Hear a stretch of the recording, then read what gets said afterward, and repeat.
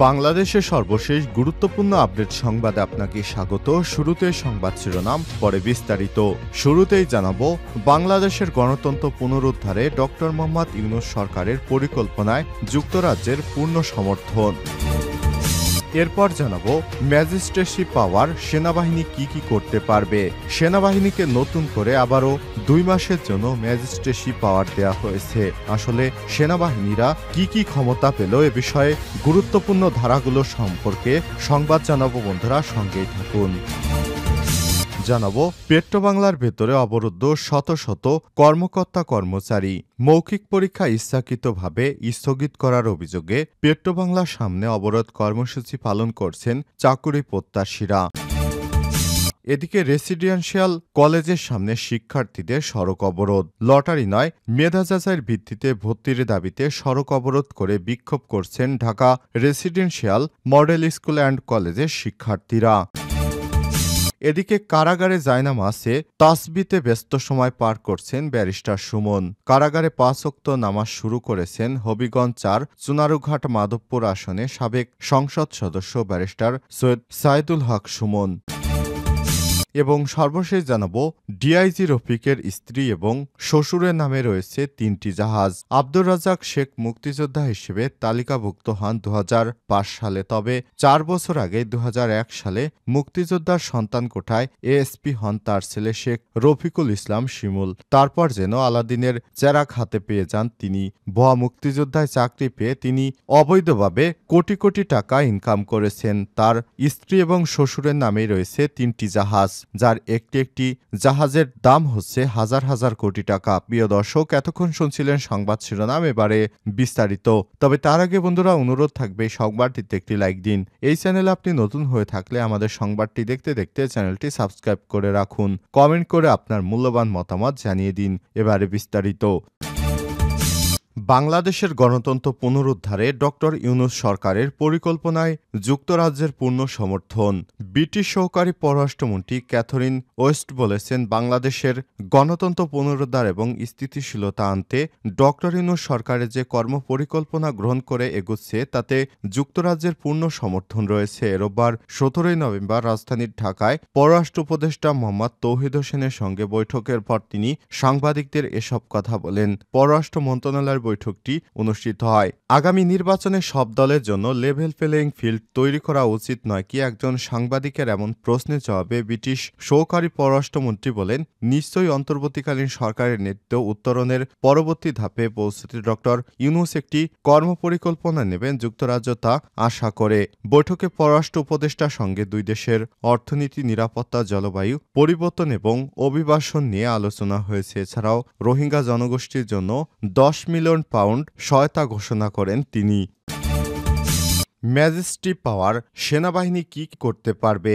বাংলাদেশ সেনাবাহিনীর ক্যাপ্টেন সহ কমিশন প্রাপ্ত কর্মকর্তাদের এক্সিকিউটিভ ম্যাজিস্ট্রেট ক্ষমতার মেয়াদ বাড়ানো হয়েছে। শনিবার 16 নভেম্বর জনপ্রশাসন মন্ত্রণালয়ের জনসংযোগ কর্মকর্তা মানসুর হোসেন এই তথ্য নিশ্চিত করেছেন। এর আগে শুক্রবার 15 নভেম্বর দ্বিতীয় দফায় আবারও 60 দিনের জন্য সেনাবাহিনীর এসব কর্মকর্তাদের ম্যাজিস্ট্রেসি ক্ষমতা দিয়ে জনপ্রশাসন মন্ত্রণালয় থেকে প্রজ্ঞাপন জারি করা হয়। প্রসঙ্গত, গণ অভ্যুত্থানের মুখে গত আগস্টে আওয়ামী লীগ সরকারের পতনের পর অন্তর্বর্তীকালীন সরকার দায়িত্ব নিয়ে দেশের আইনশৃঙ্খলা পরিস্থিতি স্বাভাবিক রাখতে গত 17 সেপ্টেম্বর সেনাবাহিনীর কমিশনপ্রাপ্ত কর্মকর্তাদের এক্সিকিউটিভ ম্যাজিস্ট্রেসির ক্ষমতা দিয়ে প্রজ্ঞাপন জারি করে। ওই দিন রাষ্ট্রের রাষ্ট্রপতির আদেশে জনপ্রশাসন মন্ত্রণালয় থেকে সংক্রান্ত প্রজ্ঞাপন জারি করা হয়। এ সময় প্রজ্ঞাপনে বলা হয়েছে, পরবর্তী 60 দিন পর্যন্ত সেনাবাহিনীর সব কর্মকর্তারা সারা দেশে ক্ষমতা কাজে লাগাতে পারবেন।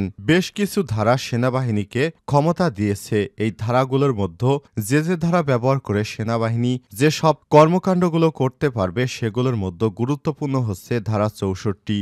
নির্বাহী বা জুডিশিয়াল ম্যাজিস্ট্রেটের সামনে কোনো অপরাধ সংগঠিত হলে তিনি গ্রেপ্তার এবং জামিন দিতে পারবেন। অর্থাৎ নির্বাহী ম্যাজিস্ট্রেটের দায়িত্ব পাওয়ার পর এখন সেনাবাহিনী সদস্যরা যে কোনো ব্যক্তিকে সরাসরি গ্রেপ্তার করতে পারবেন। এরপর রয়েছে ধারা ৬৫। অধিক্ষেত্রে এলাকায় কাউকে গ্রেপ্তার বা গ্রেপ্তারের নির্দেশ দিতে পারবেন বা গ্রেপ্তারি পরোয়ানা জারি করতে পারবেন সেনাবাহিনী। ধারা ৮৩।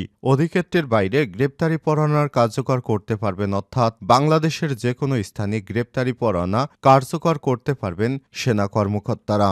এরপর রয়েছে ধারা ১০০। বেআইনিভাবে আটক ব্যক্তিদের উদ্ধারের জন্য সেনাবাহিনীর কর্মকর্তারা যে কোনো স্থানে তল্লাশি চালাতে পারবেন। ধারা ১০৫ অনুযায়ী সরাসরি তল্লাশি করার ক্ষমতা বা উপস্থিত যে কোনো স্থানে অনুসন্ধানের জন্য তিনি সার্চ ওয়ারেন্ট জারি করতে পারবেন। ধারা ১০৭ অনুযায়ী শান্তি বজায় রাখার জন্য নিরাপত্তার প্রয়োজনীয়তার ক্ষমতা সেনাবাহিনী পেয়ে গেলেন। ধারা ১০৯। ভবঘুরে এবং সন্দেহভাজন ব্যক্তিদের ভালো আচরণের জন্য নিরাপত্তার প্রয়োজনীয়তার ক্ষেত্রে তাদের গ্রেপ্তার করতে পারবে সেনাবাহিনী। ধারা ১২৬। সদাচরণের নিশ্চয়তা প্রদান করা ব্যক্তির মুচলেকা বাতিল করে সমন বা গ্রেপ্তারি ওয়ারেন্ট জারি করতে পারবে সেনাবাহিনী। ধারা ১২৭। সমাবেশ ছত্রভঙ্গ করার নির্দেশ দিতে পারবে সেনাবাহিনীর কর্মকর্তারা। ফৌজদারি কার্যবিধির ধারা অনুযায়ী একজন নির্বাহী ম্যাজিস্ট্রেট ও থানার ভারপ্রাপ্ত কর্মকর্তা ৫ বা তার অধিক ব্যক্তির বেআইনি সমাবেশ ছত্রভঙ্গ করার ক্ষমতাপ্রাপ্ত ব্যক্তি। এই ধারা অনুযায়ী সেনা কর্মকর্তারাও যে কোনো ধরনের বেআইনি সমাবেশ ছত্রভঙ্গ করতে পারবে। ধারা ১২৮। সমাবেশ ছত্রভঙ্গ করতে বেসামরিক বাহিনীকে ব্যবহার করতে পারবে সেনাবাহিনী। ধারা ১৩০। সমাবেশ ছত্রভঙ্গ করতে প্রয়োজনীয় সেনা কমান্ডিং অফিসারদের দায়িত্ব দিতে পারবেন। ধারা ১৩৩। স্থানীয় উপদ্রব্য নিয়ন্ত্রণে ক্ষেত্রবিশেষ ব্যবস্থা আদেশ জারি করতে পারবে সেনাবাহিনী। ধারা ১৪২ অনুযায়ী এই ধারার আওতায় জনসাধারণের উপদ্রবের ক্ষেত্রে অবিলম্বে ব্যবস্থা হিসেবে আদেশ জারি করার ক্ষমতা সেনা কর্মকর্তাদের। উল্লেখিত ক্ষমতা ছাড়াও যে কোনো নির্বাহী ম্যাজিস্ট্রেটকে মোবাইল কোর্ট আইন ২০০৯-এর অধীনে মোবাইল কোর্ট পরিচালনার জন্য সরকার এবং সেই সঙ্গে জেলা ম্যাজিস্ট্রেট দ্বারা সংশ্লিষ্ট এখতিয়ারের মধ্যে ক্ষমতা দেওয়া হয়েছে। এই অধীনে নির্বাহী ম্যাজিস্ট্রেট তার উপস্থিতিতে সংগঠিত অপরাধ বা ঘটনাস্থলে তার উপর উন্মোচিত হওয়ার অপরাধগুলো বিবেচনায় নিতে পারবেন। এই দায়িত্বগুলো এখন থেকে সেনাবাহিনী পালন করতে পারবে। পেট্রোবাংলার ভেতরে অবরুদ্ধ শত শত কর্মকর্তা কর্মচারী। মৌখিক পরীক্ষা ইচ্ছাকৃতভাবে স্থগিত করার অভিযোগে পেট্রোবাংলার সামনে অবরোধ কর্মসূচি পালন করছে চাকরি প্রত্যাশীরা। পেট্রোবাংলা অফিসের প্রধান ফটকের সামনে বসে আন্দোলন করছেন তারা। আজ রোববার ১৭ নভেম্বর বেলা ১১টা থেকে এই কর্মসূচি পালন করছেন তারা। এতে পেট্রোবাংলার ভেতরে অবরুদ্ধ হয়ে পড়েছে সংস্থাটির শত শত কর্মকর্তা কর্মচারীরা।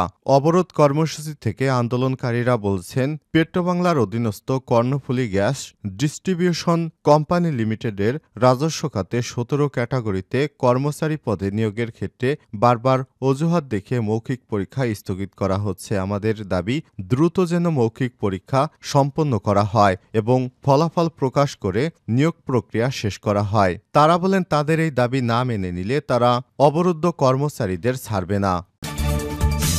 ঢাকা রেসিডেন্সিয়াল কলেজের সামনে শিক্ষার্থীদের সড়ক অবরোধ। লটারি নয়, মেধা যাচাইয়ের ভিত্তিতে ভর্তির দাবিতে Dhaka residential model school and কলেজের শিক্ষার্থীরা সড়ক অবরোধ করে বিক্ষোভ করছেন। আজ রোববার ১৭ নভেম্বর সকাল থেকেই তারা তাদের কলেজের সামনে সড়কে অবস্থান নিয়ে বিক্ষোভ করছেন। জানা যায়, ভর্তির বিষয়ে শিক্ষার্থীদের সঙ্গে সকালে একাধিকবার বৈঠক করে কর্তৃপক্ষ। এ সময় তাদের আন্দোলন না করার আহ্বান জানায় তারা। তবে শিক্ষার্থীরা এসবের তোয়াক্কা না করে গণভবনের সামনে সড়কে অবস্থান নেয়। এতে দুই পাশ থেকে যান চলাচল বন্ধ হয়ে যায়। দেখা যায় দীর্ঘ যানজট। এতে ভোগান্তিতে পড়ে যাত্রী এবং চালকেরা। অনেকেই বাধ্য হয়ে হেঁটেই গন্তব্যে যাচ্ছেন। শিক্ষার্থীরা বলেন, মেধার ভিত্তিতে ভর্তি করার জন্য কোনো রকম লটারির দ্বারা তারা ভর্তি হতে চায় না।